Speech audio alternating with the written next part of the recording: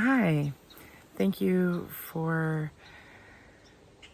visiting my channel once again. I am referred to as the Death Genie, and this is conversations about death. And it's something that I have a lot of experience in. My last video was the introduction, and it kind of explained my wheelhouse, if you will. And then I said that I would be doing more research, more videos, and it's been a couple of weeks. I had a hard time posting that one. I wanted to do it because it was on the date of my year for my mom's anniversary of her death, and it was important to me. But after I posted it, I started thinking about everything that I wanted to share and help with. And it was very, very difficult for me to dumb it down, if you will. So I just thought with Memorial Day being just as of recently, I would do kind of a special talk about condolences and offering your condolences and how that should look, or actually, it doesn't have anything about look, it's about how you feel. If you have a friend or a friend of a friend or a family member that has died and you feel the immediate urge to offer your condolences, I have kind of a rule that I try to help people with, and that is the 1, 2, 3 communication and condolence type of a rule. And that is, on the first day, reaching out or offering your condolences would be definitely for immediate family, very, very dear friends, and that would be to come around in a gathering aspect of love to help the living, the ones closest, and also help with your loss. The second day is usually, you kind of save it, in my opinion, for like condolences for people of work, their families, friends in the community, your neighbors, because on that first day of initially hearing about their loved ones passing, it's overwhelming. In my opinion, it's something that should be offering. Hopefully they have a lot of a good support system, if you will. And it's going to be busy that day. So the second day continues that love. And I think that people should be reaching out on the second day for condolences to colleagues, neighbors, and such. And on the third day, definitely, if it's people that you know of or your friends have had great losses, it's good to definitely reach out because you love them and they have had a loss. So kind of on that third day, if you didn't really know the person that has passed, but you have great love for the people that you want to support, that's completely acceptable. Anytime you have an urge or you want to outreach, definitely advisable. I mean, follow your heart in these situations. Really, follow your heart. That's the ultimate way that I can say that is the best way to offer condolences. Now, some of the ways that you can offer condolences, I'd like to give people a little bit of history. So 100 years ago, we'll just say, a lot of people's deaths took place in their homes.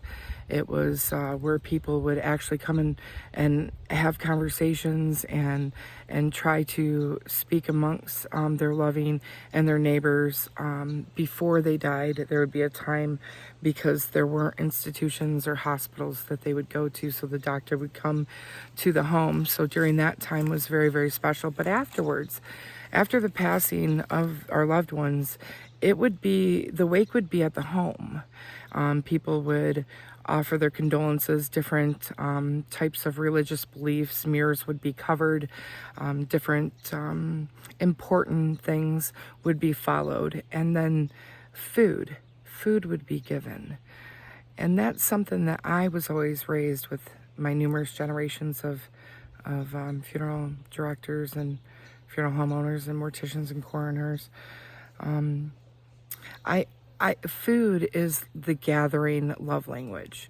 So I always try to tell people food is a kind way. The casseroles, the baked goods, anything from the heart is a gesture of kindness.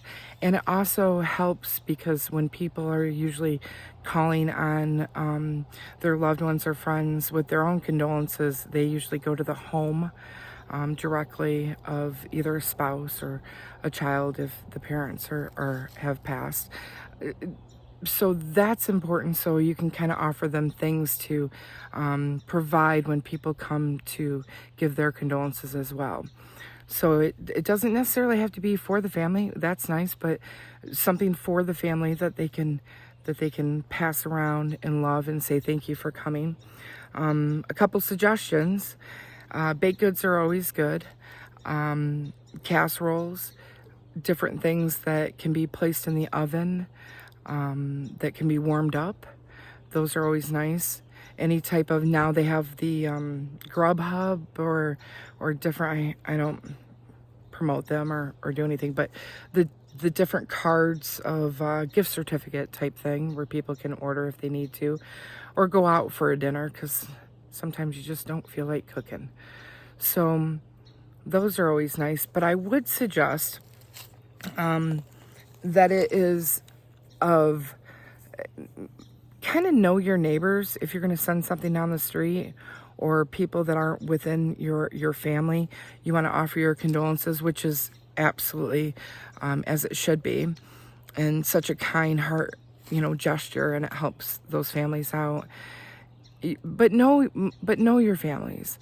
And the reason why I say that is because there's different, well, say for instance, with Jewish people, you wouldn't make a casserole that involved pork, or people of the Hindu, nothing with beef. Cows are sacred. So just be a little bit interested to know it can also be peanut allergies, different things like that. It's that way you're giving something in kindness and love, and also something that they can basically eat, let's be honest. And then that way they don't have to feel uncomfortable either, because it's not something that they would consume. So just knowing different cultures and things, feel free to look it up and just know, or even ask a family member what is their favorite. I always thought it was such a loving part of people's hearts that if they didn't have, I was adopted and my family's Brazilian, and when my mom passed, I had a friend of mine that made a Brazilian dish that had no idea, looked it up, and I thought that was such a kind-hearted, just, it meant so much. So with condolences, yes, it's definitely a good gesture for food. Baked goods, buying baked goods, buying chips and dip, buying fruits, different fruits that are cut up. Try not to make it so it's labor intensive. I mean, I know that there's always a good meaning when you try to help somebody and you buy something, but if they got to sit there and cut up fruit, you get what I'm saying. Just, these are all things that are just trying to be helpful. And then there's always the, what do you say? Yeah. What do you say to people? I'm thinking of you. My heart's with you. Our prayers and thoughts are with you. Anything that you feel that would give you comfort and that you've heard before, definitely go with that. That's a good feeling.